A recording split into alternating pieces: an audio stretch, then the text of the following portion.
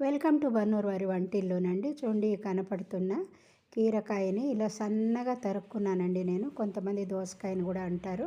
ఈ పై చెక్కంతా తీసి అలా సన్నగా తరిగేసుకున్నాను. మిక్సీ జార్లోకి ధనియాలు, జీలకర్ర వేస్తున్నానండి.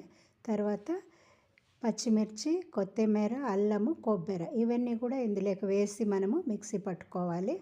ఈ మిక్సీ పట్టుకుని పక్కన ఉంచుకుందామండి. ఇటువైపు పోపు వేసుకుందాము. నూనె వేసాను.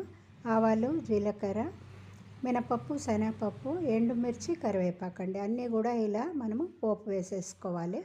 పోపు వేసుకునేది అయినాక ఇటువైపు ఆ కీర తరుక్కున్నాం కదండి, అందులోకి నేను ఉప్పు వేసి తర్వాత ఈ రుబ్బుకున్నదంతా కూడా అందులోకి వేసి కలిపేశాను. పెరుగు కూడా వేసి కలుపుకున్నాను. పెరుగు మనం ఇంట్లో అందైనా తెచ్చుకోవచ్చు, బయటదన్నా కొనుక్కోవచ్చు అండి, అది మీ అనుకూలము. దీనికి ఇప్పుడు వేసుకున్న పోపు అంతా కూడా వేసి కలిపేసినామంటే మన పెరుగు పచ్చడి రెడీ అయిపోతుంది. మీరందరూ చేసి చూసి ఎలా వచ్చిందో కామెంట్లో పెట్టండి. లైక్ చేయండి, షేర్ చేయండి. కొత్త వాళ్ళైతే సబ్స్క్రైబ్ చేయడం మర్చిపోకండి. Thank you very much.